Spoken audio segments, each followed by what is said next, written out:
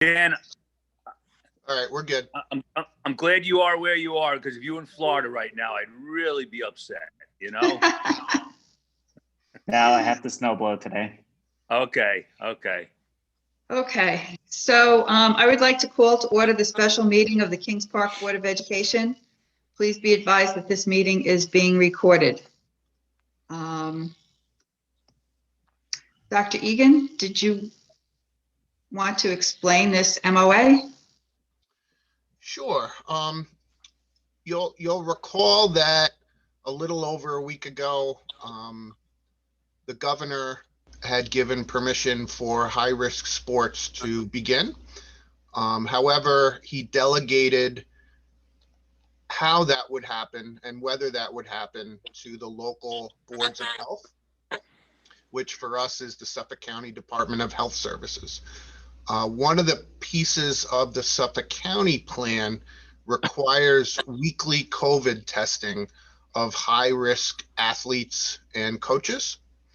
And in order to support districts and help to make that happen, the county has developed an MOA that school districts can sign on to, whereas the county and the school district would work together to make the COVID testing happen.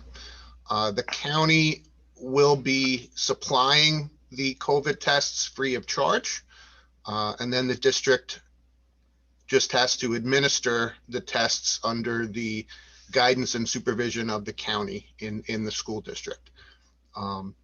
It's my understanding the county has ordered 40,000 COVID tests, and it's somewhat time sensitive, which is why we had scheduled this emergency meeting so that we could get that MOA potentially approved and signed, and then we can't order the tests from the county until they have the MOA. We did vet the MOA with NYSER, our insurance carrier, to make sure that the insurance requirement would not be an issue, and it is not. Thank you, Dr. Egan. Are there any questions from the board? No. I just have a question. Do you know about how many athletes we have that would be getting tested weekly? It's roughly about 150. So we need to figure out how to test 150 athletes on a weekly basis, which is not terrible, but needs to be done seamlessly so that our athletes have the opportunity to do that. Our athletes still have the option, if they want to, if they either can't attend the district session or for whatever reason don't want to and want to get tested outside, they still have the option to do that and bring the negative test to their coach. Oh, okay, Tim, so the understanding is that without parental agreement to get tested, the kid cannot be part of a team. Correct. Okay. That was my question. Yeah. Correct. Okay. And I have a legal memo from Ingerman Smith that we just received late Friday afternoon that very clearly states just that if the parent, for whatever reason, is not comfortable giving consent for testing, that prohibits that athlete from participating in the high-risk sport. Okay. So And then Tim, that number of 150, is that for the sports that are happening right now, the winter sports? Correct. So that number can change when it's the fall or the spring. Correct. The fall season, which would follow, is just football and girls volleyball. So the number would potentially drop a little bit. And then the spring season is just boys lacrosse. I'm not 100% sure why the Department of Health designated boys lacrosse as high risk and girls lacrosse as low risk, as moderate risk. Conversation for another day, but boys lacrosse. It's a collision. It's considered a collision sport. That's why. Yeah. probably. Mm. So the number, once we get through the winter, the number of tests per week actually should go down a little bit. The hardest piece of it is the winter. And what we would most likely do is set up a process at the high school. It's much easier to do that at one location. We're looking at potential for, like a Saturday where teams would have times where they could swing by the high school and get their testing done. But like I said, we're still finalizing that schedule. Then And our- Dr. Dr. Egan, two Oh, quick sorry. things. I mean, Process. when we get to the, Oh, sorry, Joe. Can I just When ask we- the process? So we have to send a consent letter for parents to sign. We have to wait for the consent to come back from the parents, and then the athletes can be tested? Correct. We can't test an athlete until we have consent in hand. Okay, We just received the legal vetted consent form on either Thursday or Friday of last week. So we have a rock solid consent form that's been vetted by legal. And Mr. Dennison was in the process of putting together a packet for each player. And many of our teams were able to meet either Wednesday, Thursday, Friday, or Saturday before the snow. So many of our athletes may already have that packet. all right, thank you. I just wanted to know what the process was. Yeah. Thank you. And Okay, the so that will- packet has that the pledge as well, and a couple of other odds and ends that are specific to high risk sports. and that will come through their coaches. Correct, I believe so. Different than what we might have signed already for the yellow zone testing consent. Right, it's very similar, but the yellow zone testing consent was very specific to yellow zone designation, which is why a new consent was needed. And then Dr. Egan, my other question was just, so right now it's boys and girls basketball, wrestling, is that, and competitive cheer, correct? Correct. But in the fall and the spring seasons, we may pick up some middle school sports, correct? Right now it's just high school. Correct.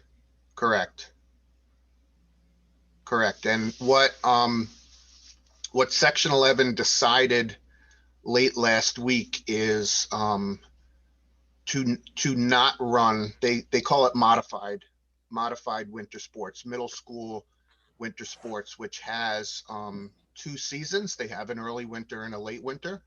Right. A couple of different rationales as to why, but one of the big ones is the required testing and the ability to just focus on high school right now, which is a heavy lifting unto itself. And then, once we get to fall, we should have a pretty solid process in place where then we can pick up the middle school fall at high risk athletes as well. And the intramural program we're looking to run at the middle school then instead would not require testing because it's just conditioning and skills. It's not competition. Correct. Obviously we feel very badly that our middle school athletes in the winter are not going to be able to compete. One of the other pieces of the puzzle was, and I forget which is which, but girls basketball and boys basketball are in different seasons in the middle school. One's early winter and one's late winter. So what the county didn't want to do was end up with a plan where one gender is playing and the other gender's not. So what most districts are going to do is they're going to run some sort of intramural program that'll allow both boys and girls to get on the court and work on some skills. And, it won't be the traditional middle school season, but it'll be something, and it'll keep them connected with the school and active, and, they can stay in shape and build their skills. And Dr. Egan, what about testing for the moderate risk sports? Is that, how, are they being tested too, or can they opt to be tested, or? Currently, no. Currently, the new guidance is only specific to the high risk sports. Okay, But we do need to be careful in terms of locker room usage and things like that with our low and moderate risk sports. Two of the biggest concerns with sports in general are locker room and busing. So, we need to make sure that we keep to social distancing and other guidelines to the greatest degree that we can in those two important spaces. okay, thank you. Dr. Egan, are the nurses the only one administering the COVID tests, or coaches or the AD also able to? Technically, anyone is able to administer them, but we are only going to use our nurses and our sub nurses. It's the most rock solid plan. I mean, they have specific training in addition to the training that they've all undergone to administer the COVID tests. They're trained in general to do this sort of thing, and they're the experts. So we are only going to use our nurses and our sub nurses. All right, so if there are no more questions, I will make a motion to approve. I'll second. All those in favor? Aye. Aye. Whereas the Suffolk County Department of Health Services has approved the results of high-risk school sports and recreational activities in the county effective February 1st, 2021, subject to compliance with Suffolk County Department of Health Services guidance.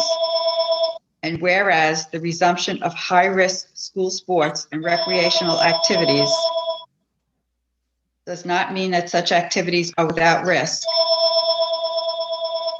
And whereas one of the requirements of the resumption of high-risk school sports and recreational activities is weekly testing of student athletes and coaches in order to reduce the risk of transmission of COVID-19 from high-risk sports. And whereas New York State Department of Health is continuing to provide rapid testing kits for the virus that causes COVID-19 to local health departments at no cost based on availability. And in addition, the county intends to purchase testing kits to provide to school districts for high-risk sports weekly testing in county school districts. And whereas, in order for schools to conduct required testing, they must either successfully register as a limited service laboratory, or they must operate under the LSL of a local health department or other community provider. And whereas New York State Department of Health has required local health departments to allow local public and non-public school districts to administer testing to the LSL agreements that the LHDs have in place. If the LHD does not have an operational LSL or is unable to support the school in conducting testing, the LHD must work with the school or identify community partners with an LSL. And whereas if the school desires to receive test kits from the county at no cost, it must agree to high-risk sports athletes and coaches on a weekly basis. Agree to test high-risk sports athletes and coaches on a weekly basis. And now, therefore, in consideration of the mutual benefits conferred by this MOA, the parties agreed to the attached agreement. And now, therefore, be it resolved that the Board of Education approves the agreement and gives the superintendent authorization to sign said agreement. Okay. If there are no other questions, I will make a motion to adjourn. I'll second. Second. All in favor? Aye. Aye. Thank you very much. Everyone have a good morning or a good day. And Be stay safe. safe. You Hey, too. everyone, thanks. Yeah. Okay, thank you. Bye. Thank you, everyone.